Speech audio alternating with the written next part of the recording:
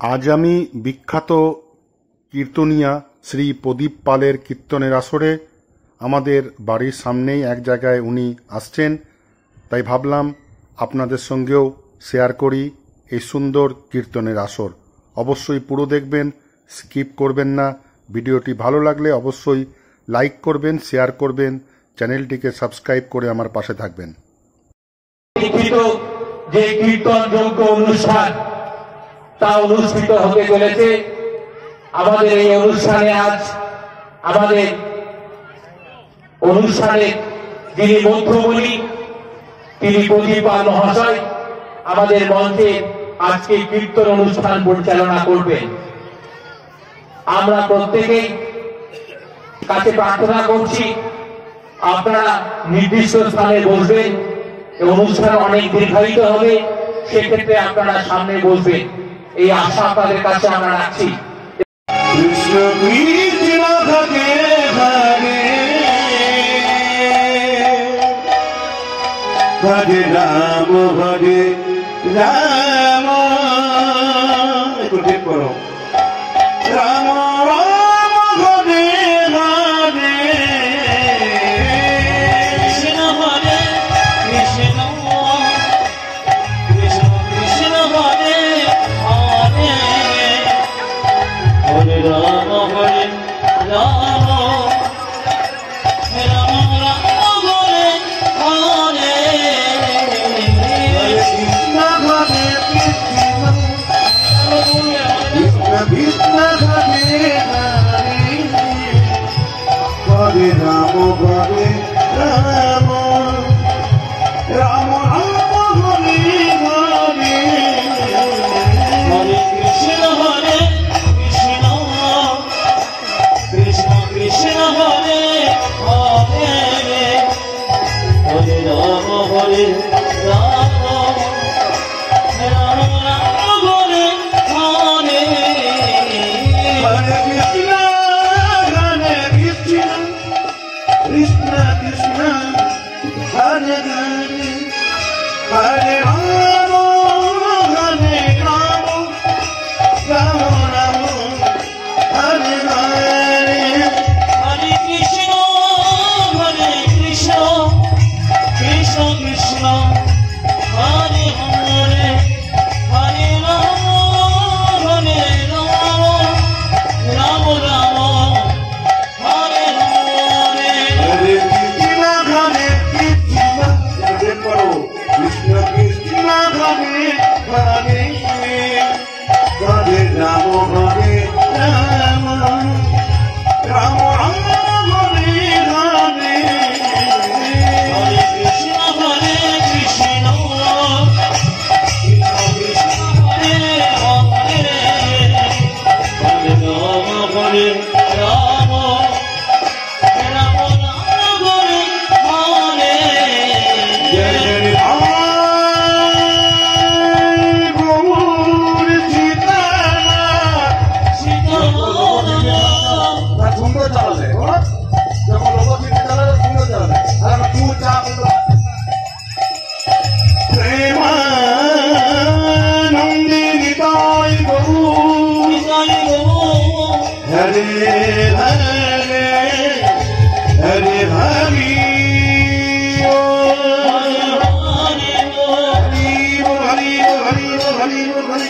রাধেশ্যাম হরে হরি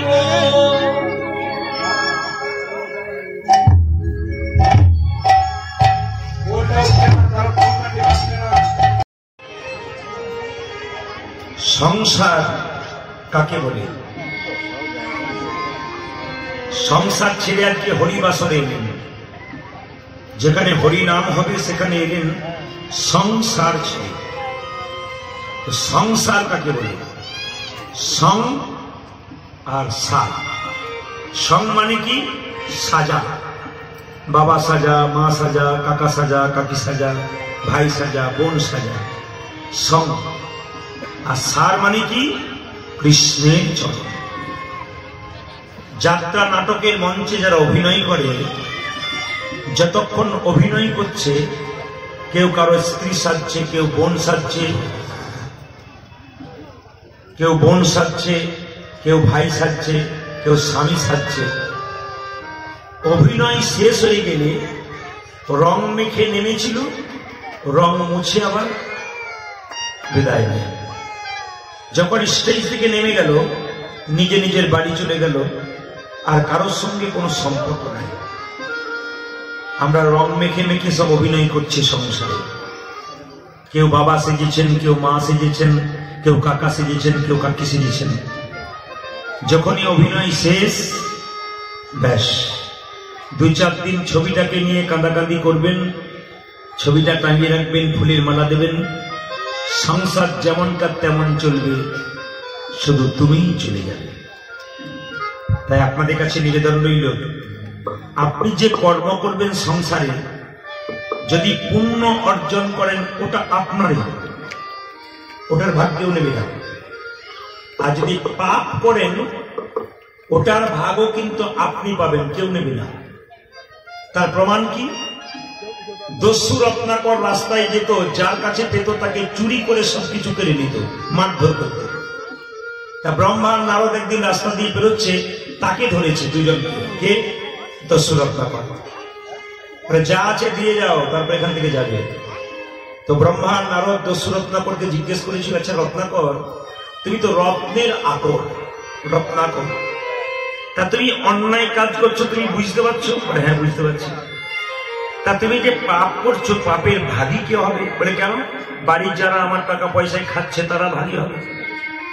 বলছে বেশ, তাদেরকে একবার জিজ্ঞেস করেছো তো তোমার পাপের ভাগী তারা হবে কিনা? দস্যু রত্নাকর লতা পাতা দিয়ে বেঁধে দিল কাকে? নারদকে আর ব্রহ্মাকে। জিজ্ঞেস করতে গেল তার বাবা মাকে, বাবা মা, এই যে আমি চুরি করছি, ডাকাতি করছি, অন্যায় করছি, এই যে আমার পাপ হচ্ছে, এর ভাগটা কি তোমরা নেবে?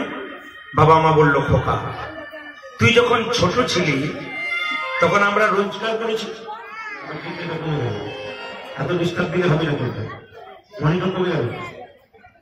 জয় নিতাই, জয় নিতাই, জয় নিতাই, জয় নিতাই, জয় নিতাই। মনিটর গুলো নেই। জয় নিতাই, হরকট করছে। জয় নিতাই।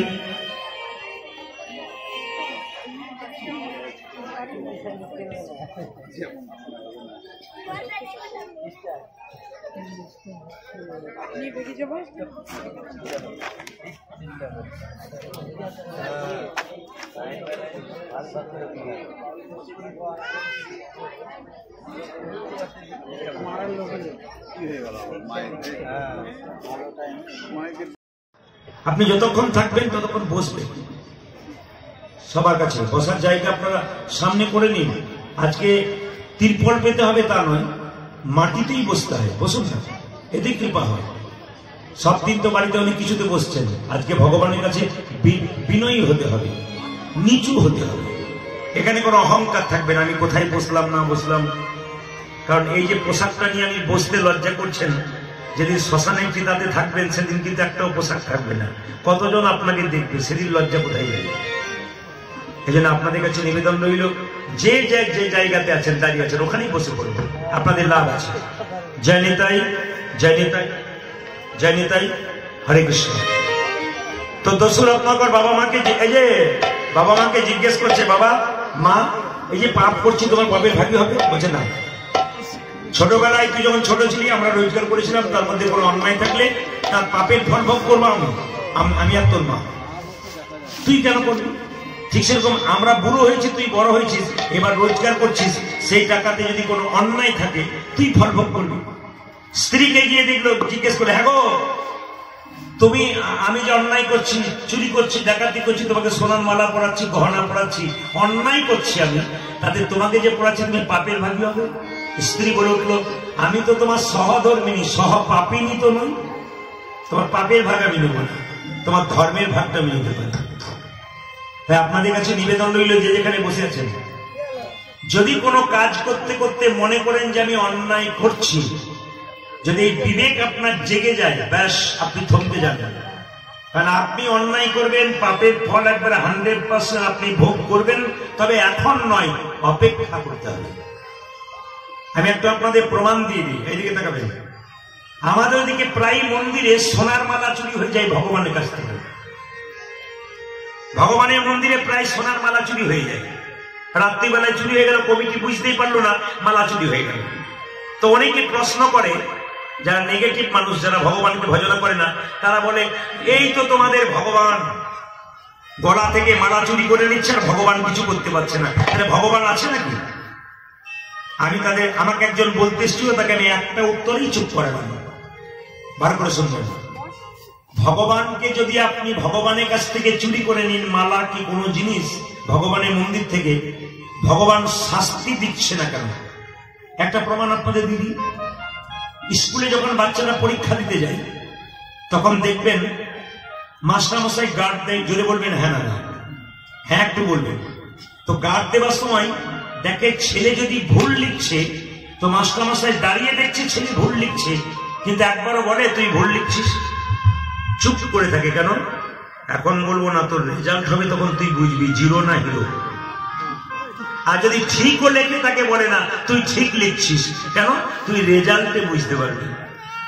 ভগবানের মন্দিরে কেউ যদি ভগবানকে বারবার ডাকে তার ফল সঙ্গে সঙ্গে পায় না, সে রেজাল্টে বুঝতে পারবে। আর ভগবানের মন্দিরে কেউ যদি চুরি করছে, ভগবান চুপচাপ থাকে, তুই চুরি কর, তোর রেজাল্টে তুই বুঝতে পারবি তুই কি করবি। এখন নয়, ফল ভোগ করবি পরে, সঙ্গে সঙ্গে ফল দেয় না।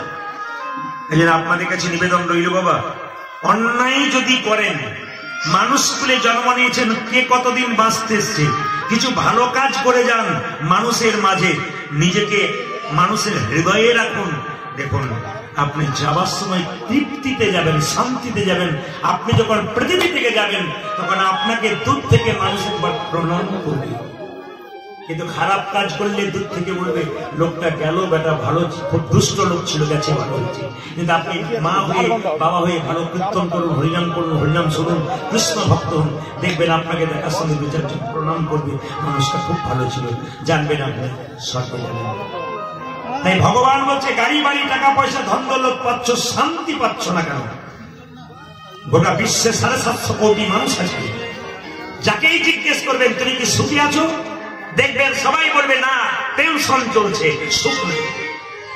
তাহলে প্রশ্ন করবেন গাড়ি বাড়ি টাকা পয়সার জন্য আমরা ছুটে বেড়াচ্ছি, শান্তি পাচ্ছি না কেন?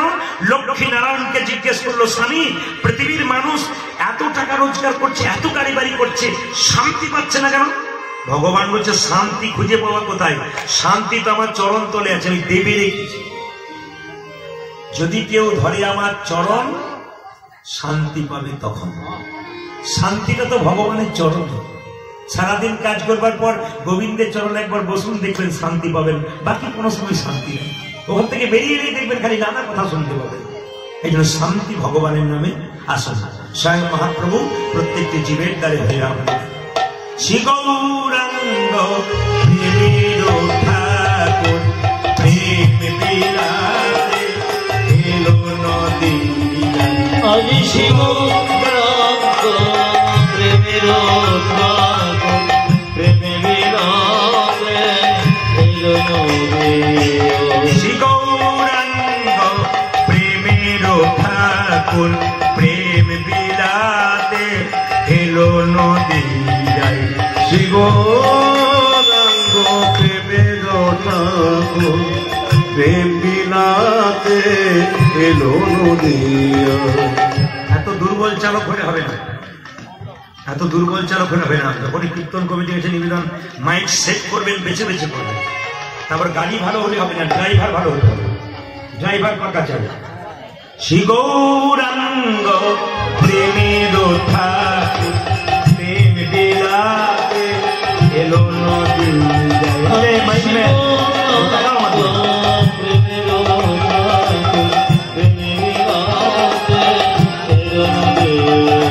শ্রী গৌরাঙ্গ প্রেমের ঠাকুর প্রেম বিলাতে এলো নদী। কোনে শান্তি পাচ্ছে? গৌরাঙ্গ প্রেমের ঠাকুর প্রেম বিলাতে এলো নদিয়া। রাধা প্রেমে করা তনু, রাধা রাধা প্রেমে করা তনু, রাধা প্রেমে গোরা তনু, অন্তরে যার শ্যামরাই রাধা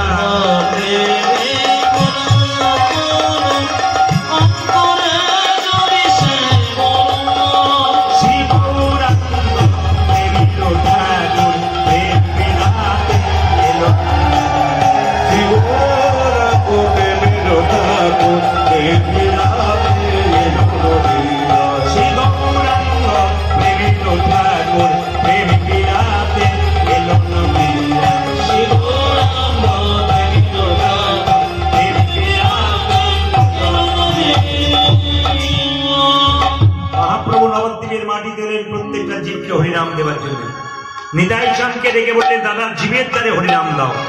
বলে কিভাবে দেব? নয়নে দেখিবে জানি কৃষ্ণ নামে দেবে, নয়নে দেখিবে জানি কৃষ্ণ নামে দেবে, নয়নে দেখিবে জানে কৃষ্ণ নামে দেবে, নয়নে দেখিবে জানে কৃষ্ণ নামে দেবে।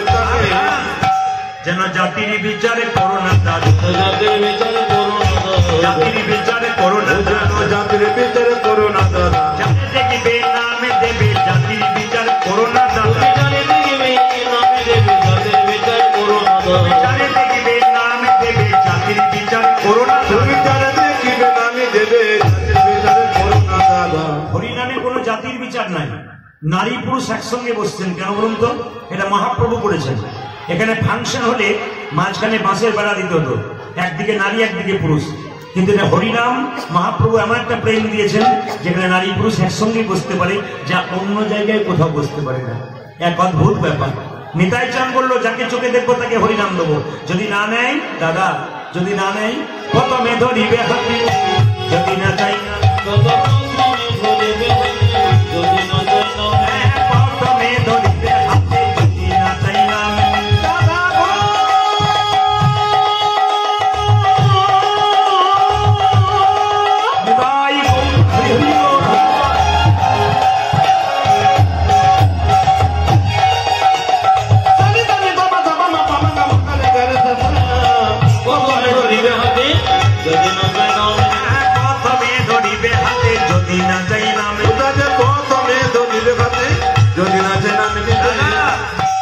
হাতে ধরে বলবে, হাতে ধরে বলবে, হাতে ধরে বলবে,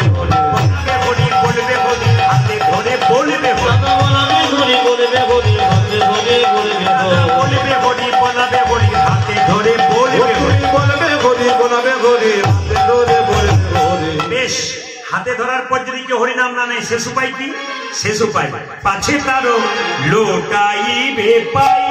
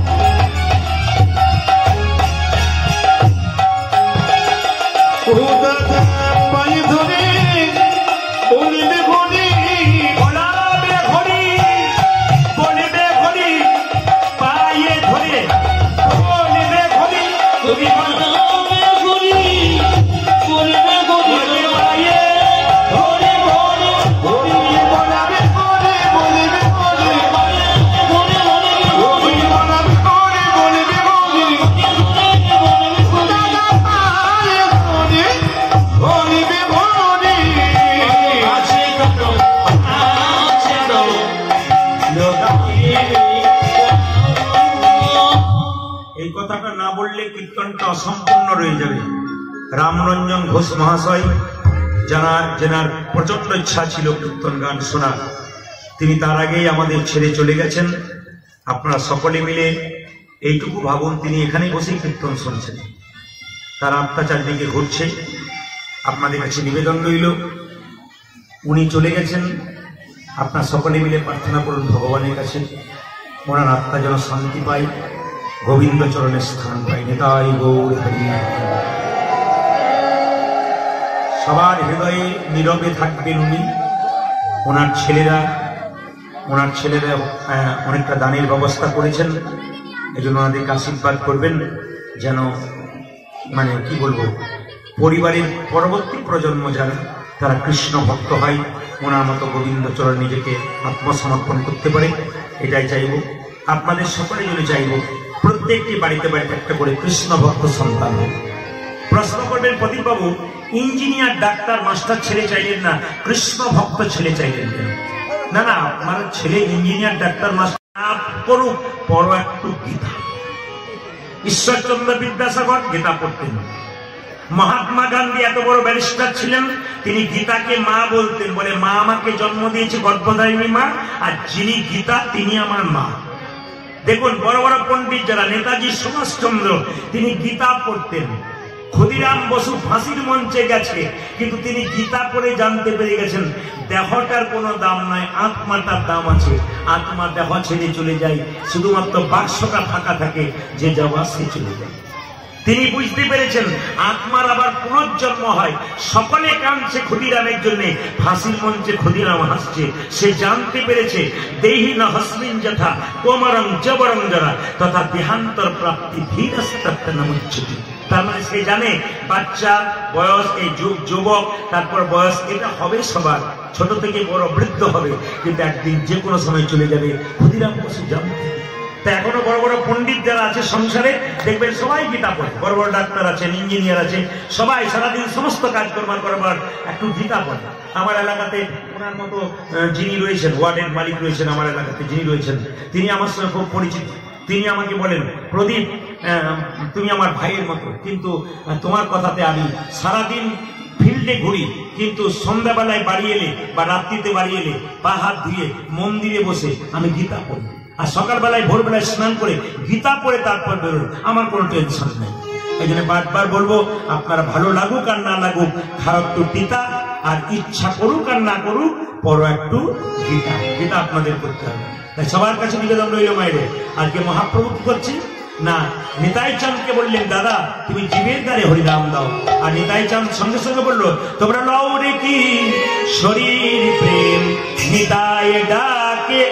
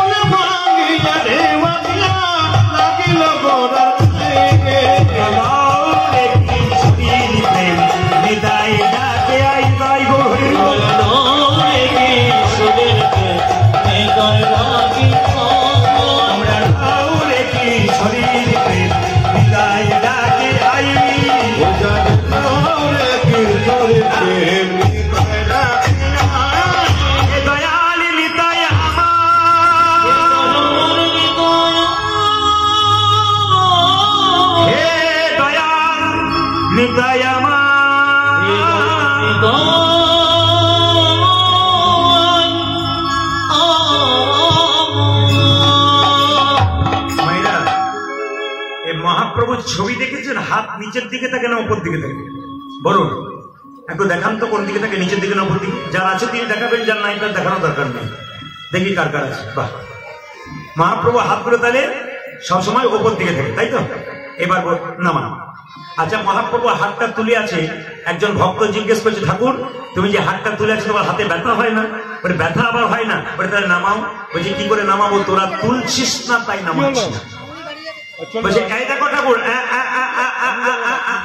এই দেখো তুলে দিলাম, এইবার নামাও। বলছে তুই তো তুললি, তোদের পেছনে যারা, আপনাদের বলি বলছে তোদের পেছনে যারা আসবে তারা তুলবে না। বলে বুঝলাম না। বলছে আমি যদি হাত তুলে না থাকি তাহলে পরের জন্মে যারা আসবে তারা হাত তুলবে না, তাই আমি জন্ম জন্মান্তর ধরে হাত। তাহলে একটু প্রমাণ দেখুন, মহাপ্রভু হাতটা তুলেছে শুধু কি আমাদের জন্য? এ পৃথিবীতে আগে যারা আসছে তাদের জন্য তুলেছে, আগামীতে যারা আসবে তাদের জন্য তুলবে, এবং যারা এসেছিল তাদের জন্য মহাপ্রভু হাতটা তুলে এসেছে। এই জন্য আপনাদের কাছে নিবেদন রইল বাবা, হাত আমরা তুলি কখন? এখানে কীর্তন হচ্ছে, দাদা ও টোটো দাদা একটু যাবে, হাত তুলি। আর হাত তুলি কখন? কেউ জলে ডুবে যায়, উঠতে পারে না, তখন হাত তুলে। কেন? যদি কেউ দেখতে পায় তাহলে উঠাতে পারে। আর হাত তুলি কখন? যখন হাতের মধ্যে বোঝা নেই। আচ্ছা মায়েরা বলুন তো, মহাপ্রভু কি জলে ডুবে দিয়েছিল? তাকাবেন আমার দিকে, ডুবেন। তাহলে মহাপ্রভুর হাতে কি কোনো বোঝা ছিল? জোরে বলুন হা না না। বোঝা ছিল? দূরত্বটা একটু বেশি হয়ে গেছে।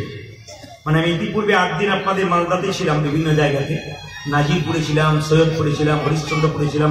ওখানে দেখতে পেলাম কি মাঝখানে আসর একবার নিচে, আর চারিদিকে মানুষ, তাতে প্রেমটা ভালো দেওয়া যাচ্ছে, মানে কথাগুলো ভালো, একটু দূরত্ব হচ্ছে, যাত্রার মতো হয়ে যাচ্ছে, একটু দূরত্ব। এই জন্য আপনাদের কষ্ট হচ্ছে হ্যাঁ না বলতে। মায়েরা তাহলে আপনারা বলুন, হাতটা যে তুলেছেন, আপনারা কিছু মনে করবেন না, মহাপ্রভু হাতটা তুলে আছে, তিনি কি বোঝা নিয়ে আছে? জোরে বলুন হা না না। নাই নাই, বাবা এই যে না হ্যাঁটা বলবেন খুশি হব। কিন্তু পণ্ডিত বলছে মহাপ্রভুর হাতে বোঝা ছিল। প্রশ্ন করবেন দেখতে পায় না কেন? যে চোখে সন্ধ্যে 7টা থেকে রাত 11টা পর্যন্ত সিরিয়াল দেখে, ওই চোখে মহাপ্রভু ভাব বুঝতে পারে। তাহলে কোন চোখে বুঝবেন? জন্মের সময় দুটো চোখ, একটা ডান চোখ একটা বাম চোখ। গুরুদেবের কাছে মন্ত্র নিয়ে জপ করতে করতে আরেকটা চোখ, ওটার নাম জ্ঞান চোখ। ওই জ্ঞান চক্ষুর উদয় যেদিন হবে সেদিন মহাপ্রভু ভাব বুঝতে পারবেন। মহাপ্রভু হাতটা তুলে আছে কেন? মায়েরা এখানে কীর্তন হচ্ছে, মেয়ে বাবাকে ফোন করছে, বাবা এসো। বাবা এলো মেয়ের কাছে, মেয়ে যা খেতে ভালোবাসে তাই আনলো, কিন্তু মেয়ের জন্য বাবা আরেকটা জিনিস আনলো, যেটা মেয়েও দেখতে পেল না, বাবাও দেখতে পেল না, সংসারে কেউ দেখতে পেল না, অনুভব করলো দুজন, বাবার মেয়ে। সেটা কি বলুন তো? প্রেম আর ভালোবাসা। মেয়ের জন্য বাবা কি যে প্রেম এনেছে আর ভালোবাসা এনেছে, ওটা মেয়ে অনুভব করলো আর বাবা অনুভব করলো, বাকি কেউ অনুভব করলো না। এই জন্য মহাপ্রভু যে প্রেমের বোঝা নিয়ে এসেছে, ওটা কে অনুভব করতে পারবে? একমাত্র ভক্ত ছাড়া। কে? একটু প্রমাণ দেখুন। 1 ট্রাক বালিতে যদি 1 হাত চিনি ছুঁড়ে দেওয়া হয়, 1 ট্রাক বালিতে, 1 লরি বালিতে 1 হাত চিনি ছুঁড়ে দেওয়া যায়, চিনি আর বালি যদি একসঙ্গে মিশিয়ে দেওয়া যায়, চিনিকে কি কেউ পারে চিনিতে 1 ট্রাক বালিতে? জোরে বলবেন হা না না। আপনারা বলবেন না, কিন্তু চিনতে পারে কে? পিপিলিকা পারে চিনিকে চিনিতে 1 ট্রাক বালিতে। পিপিলিকার মতো কৃষ্ণ ভক্ত যারা, তারা একমাত্র বুঝতে পারে। ওই জন্য যারা গৌর গৌর বলে কাঁদতে পারে, একমাত্র তারাই মহাপ্রভু ভাব বুঝতে পারে। আসুন, মহাপ্রভু আজকে নবদ্বীপের পথ দিয়ে যাচ্ছে, আর গাইতে গাইতে যাচ্ছে, কালী দহ কালী দহ, কালী দহ কালী দহ বলে, কালী দহ দহ বলে, আজি কালী দহ কালী দহ বলে, ওরা ঘন ডাকে রে, কালী দহ কালী দহ বলে, গোরা ঘন ডাকে ডাকে বাদ সাথী ও মালো সাথী, সাথী মরি গোরা,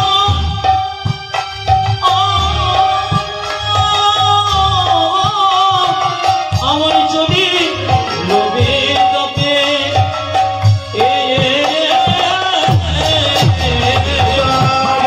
সাথী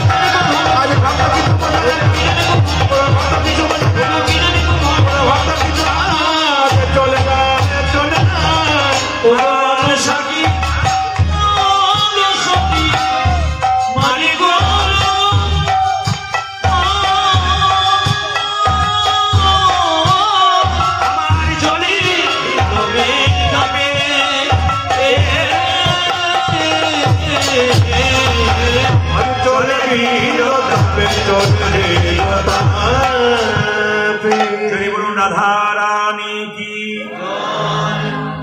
যে পরিমাণ ভক্ত, যে জয়টা একটু জোরে আশা করছিলাম। রাধা রানী কি, শ্যাম সুন্দর কি। এত জোরে বলবেন যেন রেল স্টেশন পর্যন্ত যায়। যেরকম রাধা রানী কি, আরো বাড়বে। শ্যাম সুন্দর কি, মদন মোহন কি, হরিবাসর কি, গরম লাগছে কি। প্রমাণ হয়ে গেল যে আপনার কত ডুবে গেছে। আমি কি বলছি কিন্তু নজর নেই, খালি জয় দিয়ে যাচ্ছে। আমি বলছি আর কি, আপনি যেরকম রাধা রানী কি, শ্যাম সুন্দর কি, মদন মোহন কি, আপন আপন গুরুদেব কি। আচ্ছা বেশ, সংক্ষেপে বলে যাই। আপনারা দীক্ষা নিয়েছেন কজন? হাত তুলবেন। দীক্ষা, বাহ, এই জন্যই তো বুঝতে পেরেছি গো, গুরু কৃপা না হলে গোবিন্দ নামে আসতে পারে। আপনাদের কাছে একটা ছোট কথা বলে যাই, হরিবাসরের শুরুতে গর্জন্তিকা শেষ করব, ছোট কথা বলে যাবো আপনাদের কাছে। আপনাদের বাচ্চা ছেলে মেয়েকে কেউ খাটো পোশাক পরাতে শুরু করবেন না। ভারতীয় সংস্কৃতি ওটা নয়, পাশ্চাত্য সংস্কৃতি। হ্যাঁ, পাশ্চাত্য সংস্কার গ্রহণ করছেন, ভারতীয় সংস্কার নয়। আমি আপনাদের বলে যাই, মন দিয়ে শুনবেন। আপনার বাচ্চা মেয়ে দোকানে গেছে পুজোর সময়, আপনি দুপুর সন্ধ্যা কোন আসনে বসে গ্রহণ করবেন, মন্ত্র ভজন করবেন? আপনি কম্বলের আসনে বসবেন। যদি কম্বলের আসন না থাকে, কুশ ঘাসের আসনে বসবেন। যদি তাও না থাকে, সাধারণ আসনে বসবেন। কোন দিকে মুখ করে ভজন করতে হয়? উত্তর দিকে কিংবা পূর্ব দিকে। যখন আপনি আসনটা, এখন আমি আপনাদেরকে বারবার নিবেদন করব, কীর্তন চলাকালীন আসলে কোনো ব্যক্তি প্রবেশ করবে না, একবারে না, ডিস্টার্ব হবে কীর্তন। পয়সাটা যে দিতেই হবে আমাকে, এটার কথা নয় কিন্তু। তাই বারবার বলবো, কাউকে পাঠাবেন না এবং নিজে আসবেন না পয়সা দেওয়ার জন্য। সবাই লক্ষ্য করুন, দীক্ষা মন্ত্র ভজন করবেন। একটা কথা বলে যায় আপনাদের, মন দিয়ে শুনুন। যে আসনের উপরে ভজন করবেন, আসনটা যখন তুলবেন, আসনের নিচে একটু জল ছড়িয়ে দেবেন। সবাই শোনেন ভালো করে, যারা মন্ত্র নিচ্ছেন, আসনের নিচে একটু জল ছড়িয়ে দেবেন। তোর মন্ত্র ভজন হয়ে গেল, আসনটা তুলছেন, তুলে একটু জল দিয়ে দেবেন। সেই জলটা হাতে নিয়ে ওটা মুখে চুকে দেবেন, যে প্রণাম করবেন। কেন? আপনি যে মন্ত্র ভজন করলেন, তার ফলটা ইন্দ্রদেব চুরি করে নিতে পারে। যাতে চুরি করতে না পারে, তার জন্য ওই জলটা দিয়ে চোখে মুখে একটু নিয়ে নিতে হয়। এই নিয়ম যদি আপনারা করতে পারেন, আপনাদের মন্ত্রের ফল আপনারা পাকা পেয়ে যাবেন। আসুন, বেশি বৃদ্ধি করব না, আপনাদেরও রাত্রি হলে আবার কষ্ট হবে, ওই জন্য সময়ই শেষ করে দেবো। সবাই রাধা রানী কি, শ্যাম সুন্দর কি, মদন মোহন কি। সবাই লক্ষ্য করুন, আজকে রামকৃষ্ণদেব একটা লেখা, যারা গুরু মন্ত্র নিচ্ছেন তারা সবাই গাইলেন। হাত তুলুন একসঙ্গে, সবাই হাত তুলুন। যার হাত আছে তিনি তুলবেন, যার নাই তার তোলার দরকার নাই। মহাপ্রভুর কাছে হাত একবার তুলুন, সবাই তুলুন, প্রেম সে তুলুন। তালি, একসঙ্গে তালি, সুন্দর করে তালি, খুব সুন্দর করে হাত তুলুন।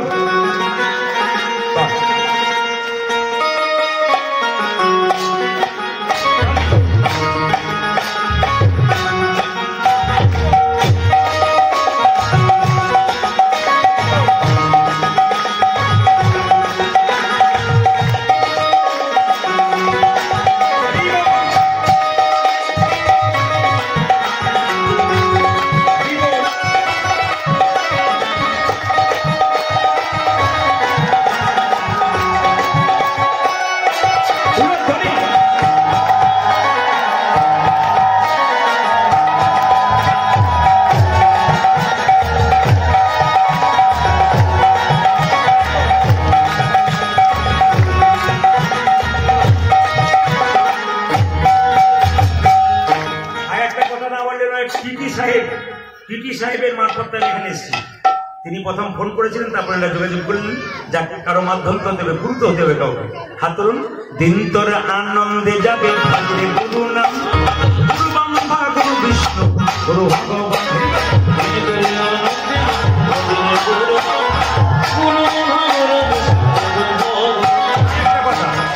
বাচ্চা মেয়েটা কি নাচ শেখে?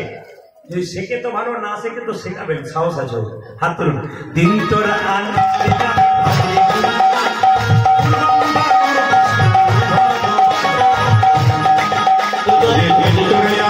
যাবে ভজ গুরু নাম,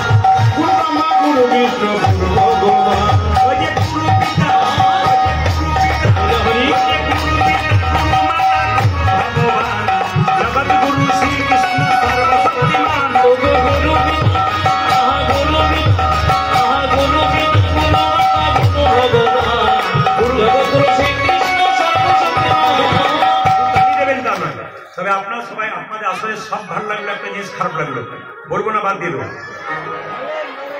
না বলাটাই ভালো। আমি যে না বলে যাবো না এগুলো বুঝলে, আমি যে বলবো তারপর যাবো, বলবার জিনিস। সবাই খুব সুন্দর তালি দিচ্ছে, দিন তোর আনন্দে যাবে ভজরে দেখা, দিন তোর আনন্দে যাবে ভজরে গুরু নাম, গুরু বন্দা গুরু বিষ্ণু। আর দুই চারজন দাঁড়িয়ে দাঁড়িয়ে দিন তোর আনন্দে যাবে ভজরে গুরু নাম, এইটা আমার ভালো লাগছে, সব ঠিক লাগছে। মানে এইটা কেন বলুন তো, আসলে সুপারি দেখেছেন বাইরেও রস নাই ভেতরেও রস নাই, কিংবা উড়িষ্যা না, আপনাদের আসলের জন্য বলি নাই, অন্য জায়গার জন্য বলি। এখনো পর্যন্ত দেখুন আমি হাত তুলতে বলেছি, তাও অন্য জায়গাতে এরকম করে থাকলে হাত নামিয়ে দেয়, কিন্তু এখনো দুই চারজন হিম্মত নিয়ে এরকম করে দাঁড়িয়েছে, বলে তুমি যা বলবে বলো, এই হিম্মত তোমার চিরকাল থাকবে না।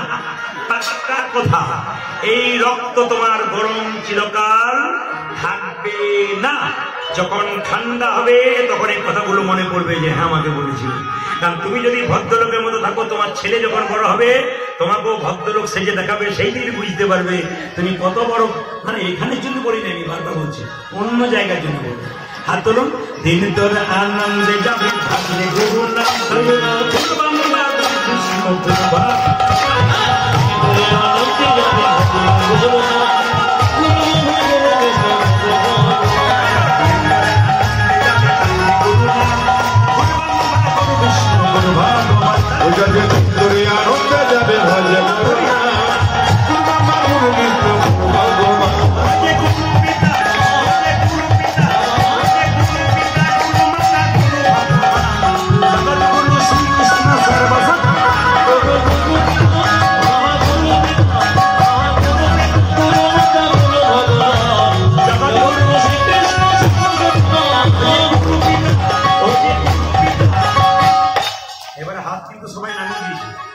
যারা তুলছিল না তারা ভাবছিল যারা দিচ্ছে তাদের আগে কি হয় দেখি তারপর দেবো, যখন দেখবে তখন তোমার ট্রেন পেরিয়ে যাবে। হাত তুলুন।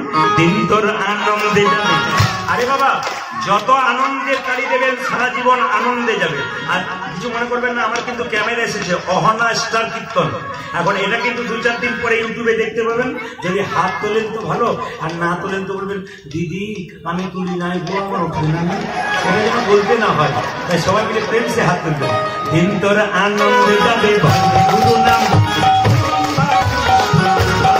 ও যাবে তুমি আনন্দে যাবে ভজরে গুরু নাম, গুরু ব্রহ্মা গুরু বিষ্ণু গুরু ভগবান।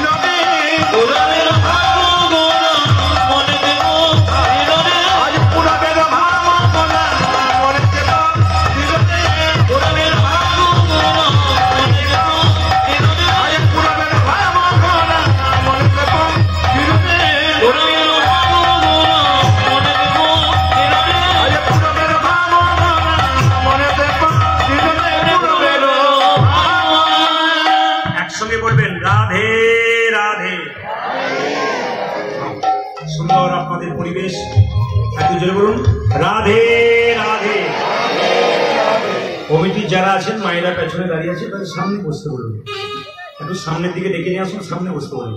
দাঁড়ালে দেখতে খারাপ লাগে, একটু সামনের দিকে জায়গা আছে প্রচুর, আপনারা বসে যান, এদিকে প্রচুর জায়গা আছে। যারা কীর্তন শুনতে এসছেন ডান দিকে এসে সামনে প্রচুর জায়গা, মায়েদের পাশে বসতে পারে।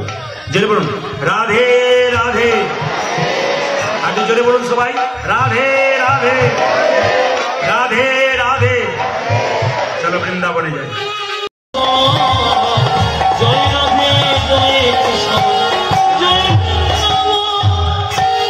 যেথায় আছে মা যশোদা স্নেহের শিরোমণি,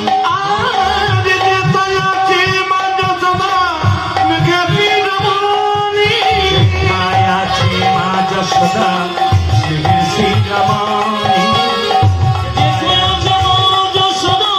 স্নেহের শিরোমণি, গোপালকে কোলে লইয়ে খাওয়া গোপালকে কোলে লইয়ে খাওয়া তো গোপালকে কোলে লইয়ে খাওয়া তো নবনী, নিজের গোপনে কোলে লইয়ে খাওয়া তো নবনী। মাথা বাকি সেজে স্নেহেরি বন্দন, জয় রাধে জয় কৃষ্ণ জয় বৃন্দাবন ধ্বনি।